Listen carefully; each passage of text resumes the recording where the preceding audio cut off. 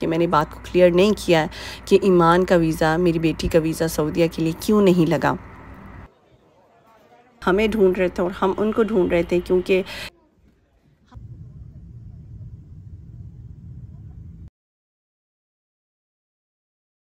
अस्सलाम वालेकुम जी, कैसे हाल चाल है आप लोगों की। उम्मीद करती हूँ कि ठीक होंगे इंशाल्लाह। और भाई मेरी आवाज़ को आपने इग्नोर मारना है, क्योंकि इतने सारे वेदर चेंजेस के बाद ना मेरी आवाज़ का बस थोड़ा सा कबाड़ा हुआ है, लेकिन इंशाल्लाह ठीक हो जाएगी। और आप लोग सुनाएं, कैसे हैं आप सब लोग। और मैं तो बहुत ज़्यादा एक्साइटेड हूँ, क्योंकि इस वक्त मैं जिस जगह पर बैठी हूँ, ज़ाहिर सी बात है वो तो हर मुस्लिम ही उसके लिए बहुत ज़्यादा इमोशनल हो जाता है और बहुत अच्छा फ़ील करता है। लेकिन हम अपना व्लॉग स्टार्ट करेंगे पाकिस्तान से, क्योंकि नो डाउट ये सफ़र बहुत ही ज़्यादा स्पेशल है। तो वही, जैसे आप सब लोगों को पता है कि मैं स्वीडन से आई हूँ पाकिस्तान, और पाकिस्तान मेरा सिर्फ 2 दिन का स्टे था, और साथ ही मुझे इधर उम्रा के लिए आना था। तो बस मैंने जल्दी से जो भी ये थोड़े से ना कंफर्टेबल से कपड़े लिए थे, ये मैंने निशात से आर्टिकल लिया था। ये बिल्कुल 2 पीस प्लेन सूट था, और ये बहुत इस तरह से पतला स्टफ़ भी नहीं था, अच्छा कॉटन का स्टफ़ था। और साथ में ना ये मैंने ब्रेकआउट से शॉल ले ली थी, और क्योंकि मुझे किसी ने बताया था, इन्फॉर्मेशन मिली थी कि जी मदीना में थोड़ी सी ठंड होती है, तो हल्की फुल्की शॉल आपके पास होनी चाहिए। और यहाँ से सुबह जाते हुए भी, क्योंकि हम लोगों ने घर से निकलना था तकरीबन 6 बजे, और इस्लामाबाद में तो वैसे भी आपको सुबह के टाइम पर स्पेशली इस तरह की हल्की फुल्की चीज़ों की ज़रूरत पड़ती है। और कभी कभी आपको प्लेन में भी इस तरह की चीज़ों की ज़रूरत पड़ जाती है कि ब्लैंकेट से गुजारा नहीं होता, तो चलो बच्चों को या ख़ुद को ये शॉल की ज़रूरत पड़ती है। खैर, यहाँ पर हमारा जो खूबसूरत तरीन सफ़र था वो स्टार्ट हो चुका था, और आज पहली दफ़ा इस्लामाबाद एयरपोर्ट की तरफ जाते हुए ना बहुत ही ज़्यादा अच्छा लग रहा था। मतलब मुझे इस्लामाबाद एयरपोर्ट की तरफ जाते हुए नहीं, वापसी पे बहुत अच्छा लग रहा होता है जब मैं घर आ रही होती हूँ।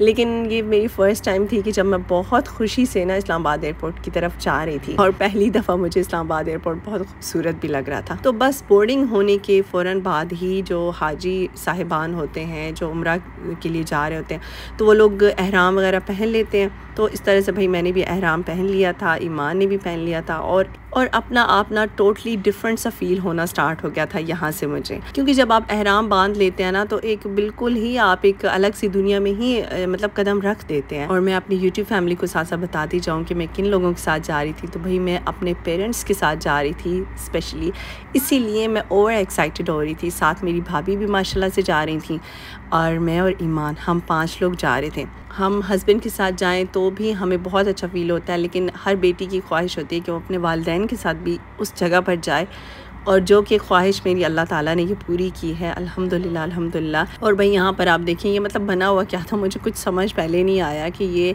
चीज़ ऑमलेट है, ये टोमेटो ऑमलेट है, क्या मुझे कुछ समझ नहीं आया। एनीवेज़ मुझसे खाया नहीं गया, क्योंकि जो इसकी कंसिस्टेंसी थी ना वो काफ़ी ज़्यादा रहनी थी। अच्छा, मैं आप लोगों के साथ साथ ये भी बताती जाऊँ कि ये जो एयरलाइन जिससे हमने ट्रैवल किया, ये सऊदी एयरलाइन है, और मुझे तो इनका स्टाफ जो है ना वो इतना ज़्यादा, मतलब वो कह सकते हैं खुश मिजाज नहीं लगा। मतलब उन्होंने कुछ इतना ज़्यादा वार्म वेलकम भी नहीं किया, कुछ ज़्यादा अच्छे से गुड बाय भी नहीं किया।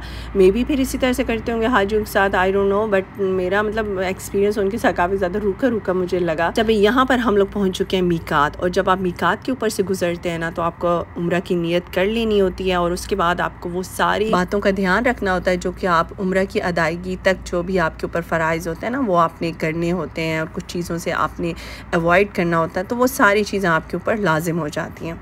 यहाँ पर छोटे छोटे गिफ्ट्स बैग भी मिले थे बच्चों को, तो वो ईमान उनको देख रही थी, और ईमान बहुत ज़्यादा फुली इंजॉय कर रही थी, क्योंकि वो बैठी थी भाई अपने नाना और नानू के साथ। और उसने मुझे स्वीडन से आते हुए भी यही कहा था कि मामा जब मैं उम्रा पे जाऊंगी ना, तो मैं बस पक्की नाना नानू और अपनी मेहमानी के साथ होंगी, और आपके साथ मैं नहीं बैठूंगी। तो मैंने कहा भाई मैं भी खुश हो जाऊंगी कि आपसे मेरी थोड़े दिनों के लिए जान छूट जाएगी। तो मैंने सोचा आप लोगों को साथ साथ जद्दा शहर का भी व्यू दिखाती जाऊं, क्योंकि ये मेरे लिए भी न्यू एक्सपीरियंस था, और मे बी बहुत सारे लोगों के लिए ये यकीनन नया होगा।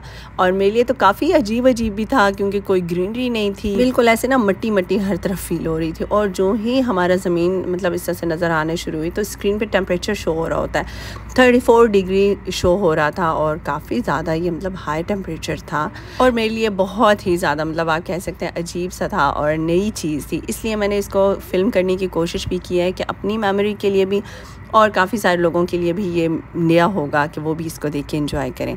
अच्छा, यहाँ पर मैं आप लोगों के एक क्वेश्चन का आंसर देना चाहती हूँ। मुझे कुछ लोगों ने पूछा है कि मैंने बात को क्लियर नहीं किया है कि ईमान का वीज़ा, मेरी बेटी का वीज़ा सऊदीया के लिए क्यों नहीं लगा, और मैंने ख़ुद भी बाद में रियलाइज़ कर लिया था कि मैंने उस बात को सही से क्लियर नहीं किया। अभी मैं एक्सप्लेन करने की कोशिश करती हूँ ताकि आप लोगों के माइंड में कोई भी जो क्वेश्चन है इस तरह से रिलेटेड, आप लोगों के भी अगर कोई इश्यूज़ हैं, केसेस हैं, तो आप लोगों को इसका आंसर मिल जाए।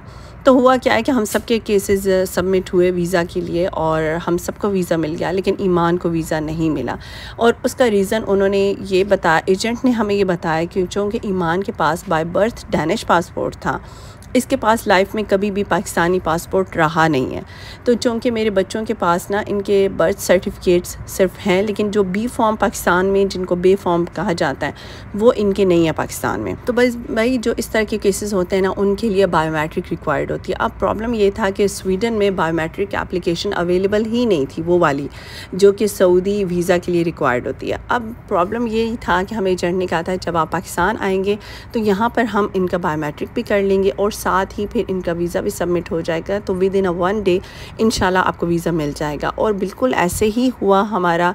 मैंने आपको लास्ट व्लॉग में दिखाया था कि ईमान का बायोमेट्रिक हुआ था और उसके बाद इसका वीज़ा सबमिट हुआ और विद इन 1 डे माशाल्लाह से हमारे पास वीज़ा आ भी गया। हालांकि मुझे लास्ट मोमेंट तक बहुत ज़्यादा टेंशन रही थी कि अल्लाह करे ईमान का ये प्रोसेस कंप्लीट हो जाए, क्योंकि टाइम भी बहुत ज़्यादा शॉर्ट था। लेकिन बात वो ये है कि अगर अल्लाह ने लिख दिया आपकी किस्मत में तो इंशाल्लाह से वो काम हो ही जाता है। उसमें रुकावटें हो भी सही, लेकिन वो इंशाल्लाह से हो जाए। और मुझे यकीन है कि अब आपके जितने भी डाउट्स थे इस टॉपिक से रिलेटेड वो क्लियर हो गए होंगे। मैंने कोशिश की है इसको सही से एक्सप्लेन करने की, लेकिन अगर फिर भी आप लोगों का कोई क्वेश्चन है तो आप लोग मुझे मैसेज कर सकते हैं। यहाँ पर हम पहुँच चुके हैं सऊदीया माशाल्लाह से जद्दा एयरपोर्ट पे, जो कि काफ़ी ज़्यादा बड़ा और ख़ूबसूरत एयरपोर्ट है। मतलब इनका सिस्टम बहुत ही अच्छा था, बड़ा एक मुनज़्ज़म सा सिस्टम था। हर जगह पे आई थिंक इनको शुरता कहा जाता है, वो खड़े थे हेल्प के लिए, और मतलब काफ़ी अच्छा था। इनका सिस्टम बहुत ही अच्छा था, और अगर इतना अच्छा सिस्टम ना होता तो जाहिर सी बात है ये लोग कैसे हैंडल करते इतने सारे उम्रा ज़ायरीन को, हजाज कराम को। यहाँ पर हर साल लाखों के हिसाब से, क्या मतलब हर दिन में लाखों के हिसाब लोग आ जा रहे हैं, और इतना जो रश है वो किसी भी और कंट्री में आई डोंट थिंक सो कि पॉसिबल है इतना मैनेज करना। तो इनकी जो मैनेजमेंट है उसको तो दाद देनी चाहिए और देनी पड़ेगी, क्योंकि इन्होंने जिस तरीके से निज़ाम संभाला हुआ है ना, वो एक अजीब ही सिस्टम है। मैं यहाँ पर कि आप देख रही हूँ कि मुझे इनका सिस्टम, इनकी मैनेजमेंट, इनकी एडमिनिस्ट्रेशन बहुत ही अच्छी लगी है। उम्रा की भी एट अ टाइम बहुत सारी फ़्लाइट्स आ रही थी। मतलब एक पाकिस्तान अगर कंट्री है ना, तो उसके भी हर सिटी से अलग अलग एयरलाइंस आ रही थी। जहाँ से लगेज कलेक्ट करना था ना, वहाँ पर भी इस्लामाबाद का एक अलग लगेज का पैनल था, कराची का अलग था, लाहौर का अलग था। इसी तरह से जो इंडिया से आ रहे थे उनकी भी जो बड़े बड़े सिटीज़ के थे उनके भी इस तरह से अलग अलग से पैनल चल रहे थे। तो बहुत ही एक मतलब आप कह सकते हैं कि एक मुनज़्ज़म सिस्टम है इनका। सामान देर से ज़रूर आया, लेकिन कोई भगदड़ नहीं मची कि यहाँ से हमें सामान नहीं मिल रहा या कोई गुम हो जाएगा। तो जैसा आप देख सकते हैं नंबरिंग भी इनके ऊपर लगी हुई है, और अलग अलग सिटी वाइज, मतलब आप अपने सिटी का नाम देख के आप उधर खड़े हो जाएं और आपको अपना लगेज मिल जाएगा। हाँ, लगेज में देर ज़रूर लगती है, लेकिन बहुत अच्छी प्रेयर रूम्स बने हुए हैं, वज़ूखाने बने हुए हैं। आप वहाँ पर, ये हमारा जो था ना, ये फ्राइडे था और हमारा ये था कि हमारा जुम्मा ना मिस हो जाए, लेकिन इतनी अच्छी नमाज की जगह बनी हुई थी। और सबसे अच्छी बात ये कि औरतों की अलग जगह थी, मर्दों की अलग थी। तो बहुत अच्छे से आप कंफर्टेबल हो कि आप वहाँ पे अपनी नमाज़ें अदा करें, आपका कोई टाइम नहीं वेस्ट होता, नमाज आपकी ज़ाया नहीं हो सकती कोई। और ये भाई कोई इतना प्यारा और इतना बड़ा एक्वेरियम बना हुआ था, और ये मेरे ख्याल में 3 फ्लोर्स तक जा रहा था, और ये कोई इतना खूबसूरत लग रहा था ना। और इसके अंदर छोटी मछलियाँ, बड़ी मछलियाँ, और यहाँ पर ये कोई खूबसूरत सी कोई एग्जीबिशन वाले में गाड़ियाँ भी कोई लगी हुई थी। तो ये हल्की फुल्की सी मैंने सिर्फ इसीलिए फ़िल्मिंग की कि आप लोगों के साथ भी शेयर करूं, और मेरे लिए तो हमेशा ये एक बेस्ट मेमोरी के तौर पे रहेगा ही। असल में आप इतने खूबसूरत मकसद के लिए जा रहे होते हैं ना, तो ये सफ़र में जो हर चीज़ आने वाली, ये जो छोटी छोटी रुकावटें भी होती हैं, ये भी आपको इतनी खूबसूरत लग रही होती है ना। आप जब ख़ुद खुश होते हैं तो आपको हर चीज़, हर मंज़र ही डेफ़िनेटली अच्छा लगता है। अच्छा, यहाँ पर ना हमारे साथ थोड़ा सा हो गया, क्योंकि हमें ना पता नहीं था कि यहाँ पे अब होगा क्या। अब यहाँ पर हम लोगों ने, चूँकि प्लेन में मैंने आपको बताया खाना अच्छा नहीं मिला था, तो ईमान ने भी नहीं खाया, और यहाँ पर अलबेक का जो फ्रेंचाइज थी वो थी। तो हमने सोचा कि हम ना यहाँ से पहले ले लेते हैं बर्गर्स वगैरह या कुछ भी जो है वो खा लेते हैं। और अलबेक, चूँकि आपको पता है कि सऊदीया में आए तो अलबेक ना खाएं, ये कैसे हो सकता है। तो खैर जी, हमने सबसे पहले धावा बोल दिया अलबेक पे। तो हमने यहाँ से लिए बर्गर्स वगैरह इनके, और वो सारी चीज़ें ट्राई की। और हमारे पास सऊदी सिम भी हमने वहाँ से बाई की। और सबसे बड़ा इशू ये होता है कि यहाँ पर इंटरनेट इतना स्लो होता है, जैसे मतलब आप व्हाट्सएप पे कॉल नहीं कर सकते, आप सिर्फ वॉइस नोट भेज सकते हैं या आप मैसेज रिटर्न फॉर्म में भेज सकते हैं। तो ये यहाँ पर ये सबसे बड़ा मुझे लगता है ये डिसएडवांटेज है। या आप इसे खैर अच्छी चीज़ अगर आप अच्छी तरीके से पॉजिटिवली लें तो ये अच्छी चीज़ भी है कि लोगों का ये टाइम वेस्ट नहीं होता। सोशल मीडिया ने तो आजकल बहुत ही ख़राबियाँ मचाई हुई हैं। लेकिन ये होता है कि जैसे आपको अगर सडन अपने ट्रैवल एजेंट से या पाकिस्तान बात करनी है तो आप बात नहीं कर सकते, आप उससे सिर्फ मैसेज पे ही आपका गुजारा हो सकता है। अच्छा, जो न्यू कमर्स हैं उनके लिए मैं बता दूं जो फ़र्स्ट टाइम आ रहे हैं कि जहाँ पर आपको जब सऊदीया का वीज़ा मिलता है ना तो वो भी किसी न किसी कंपनी के थ्रू मिलता है, ठीक है। एग्ज़ाम्पल, हमारा जो वीज़ा था वो बसमा कंपनी का था, ठीक है, उनके थ्रू हमारा लगा था। तो जो बसमा की ट्रांसपोर्ट होगी वही हमने यूज़ करनी है, मतलब उन्हीं से ही हमारा कांटेक्ट होगा, वही हमें जद्दा से मक्का लेके जाएंगे, मक्का से Medina, Medina to Mecca, Mecca to Jeddah, इस तरह से होता है। तो आप सिर्फ उन्हीं की कंपनी की जो बसेस हैं वही यूज़ कर सकते हैं। तो जब आप एयरपोर्ट से बाहर निकलते हैं ना तो आपको यहाँ पर जो ये शुरते खड़े होते हैं इनको दिखाने होते हैं अपने वाउचर्स। तो ये अपने आपके वाउचर के अकॉर्डिंग आपको बताते हैं अच्छा ये जो कंपनी है आपका इस कंपनी का वीज़ा है तो इनकी जो बसेस हैं वो उस नंबर पर खड़ी होंगी। तो खैर हम जो है वो लेट हो गए थे और वो लोग हमें ढूंढ रहे थे और हम उनको ढूंढ रहे थे, क्योंकि कम्युनिकेशन गैप था, हमें समझ ही नहीं आ रही थी, ना उनको इंग्लिश आती थी। तो हम उन तक ना थोड़े लेट पहुंचे थे अपनी कंपनी की बस तक। तो आप लोग जब जाएं तो अपनी कंपनी का नाम मेंशन होता है, आप उसका नंबर ढूंढ के और बैठ सकते हैं। जो कम्युनिकेशन गैप था वो सिर्फ़ और सिर्फ जद्दा एयरपोर्ट पे ही हमें थोड़ा सा प्रॉब्लम हुआ अपनी कंपनी की जो बस है वो ढूंढने में। अदरवाइज़ आपको हर जगह पे ही उर्दू बोलने वाले मिल जाएंगे, मतलब ज़बान का कोई इशू इस तरह से नहीं है। लेकिन जो वहाँ पर शुरते खड़े हैं ना उनको इंग्लिश नहीं आती, ना ही उनको उर्दू आती है, तो उनके साथ थोड़ा सा आपको इशारों किनारों में बातें करनी पड़ती हैं और समझनी पड़ती हैं। जद्दा से जो मक्का का सफ़र है वो तकरीबन 2.5 से 3 घंटों के दरमियान हो जाता है। ये आपका उस पर भी डिपेंड करता है कि अगर बस वालों ने मुख्तलिफ लोगों को बीच में बिठाना है, उतारना है, तो वो भी आपका ज़ाहिर है ड्यूरेशन का फ़र्क पड़ जाता है। और मैं तो भाई इतनी थकी हुई थी कि मैं तो सो गई बस में। और भाई ये हमारा मक्का शहर इतना को खूबसूरत, आप जब यहाँ पर दाखिल होते हैं ना तो ऐसे लगता है कि यहाँ की हर चीज़ झुकी हुई है, मतलब अजान हुई नहीं और सब लोगों की जाए नमाज़ें ऑलरेडी बिछी होती हैं, वहीं पे लोग फुटपाथ पे रोड पे नमाज़ें पढ़ना शुरू हो जाते हैं।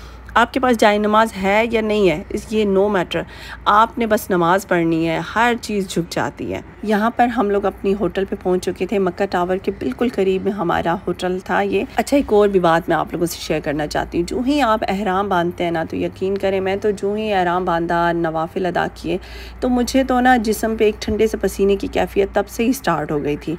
तो अभी जब खाना काबा देखेंगे वो मनाजिर वो तो फिर एक अलग होंगे और वो मैं आप लोगों से फिर शेयर करूँगी। लेकिन अभी तो बस मुझे एक रूम चाहिए था कि जहाँ पर थोड़ा सा रेस्ट हो सकता, क्योंकि सफ़र काफ़ी ज़्यादा लंबा था। सुबह की 6 बजे से जैसे हम घर से निकले थे, सफ़र हमारा स्टार्ट हुआ था और यहाँ पर बज चुके थे रात के 10, सऊदीया के रात के 10, जो कि पाकिस्तान के रात के 12 का टाइम होता है। तो यहाँ पर हमने आधा पौना घंटा रेस्ट किया और खाना, अल्लाह ताला उनको बहुत ज़्यादा जज़ा दी, जो हमारे ट्रैवल एजेंट थे वो बेसिकली हमारी फैमिली हैं और उन्होंने ही हमारे लिए खाना ऑलरेडी भिजवा दिया था कि आप लोग बिल्कुल न्यू होंगे उस सिटी में। वो चूँकि पहले सऊदीया में रहते रहे तो पाकिस्तान में अभी उनका यही बिज़नेस है, हज और उम्रा पर लोगों को भेजना, ट्रैवल एजेंसियाँ उनकी। लेकिन मुझे उनके अखलाक का और उनकी डीलिंग का तब रियलाइज़ हुआ जब यहाँ पर मुझे लोग मिले जिन्होंने उनसे टिकट बाय किए हुए थे, उनसे पैकेजेस लिए हुए थे और वो उनसे कितने ज़्यादा खुश थे। और मैं इस चीज़ से ज़्यादा इम्प्रेस हुई कि जिन्होंने औरों के साथ भी ऐसा ही बिल्कुल सलूक किया कि जैसे वो उनकी फैमिली वाले हों। उन लोगों से मिलकर मज़ीद खुशी होती है जो अपना काम ऑनेस्टी से करते हैं, और वही लोग मुझे लगता है कि दुनिया के सबसे अच्छे इंसानों में भी उनका शुमार होता है। तो बस यहाँ पर आप लोगों को हल्का सा ओवरव्यू भी मैंने दे दिया अपने रूम का, और ये 12th फ्लोर था और काफ़ी अच्छा व्यू था यहाँ से। और बस हम लोगों ने थोड़ा सा रेस्ट किया घंटे, और उसके बाद अब हम लोग जाएंगे उम्रा परफॉर्म करने। मिलते हैं नेक्स्ट वीडियो में। अल्लाह हाफिज़, बाय बाय।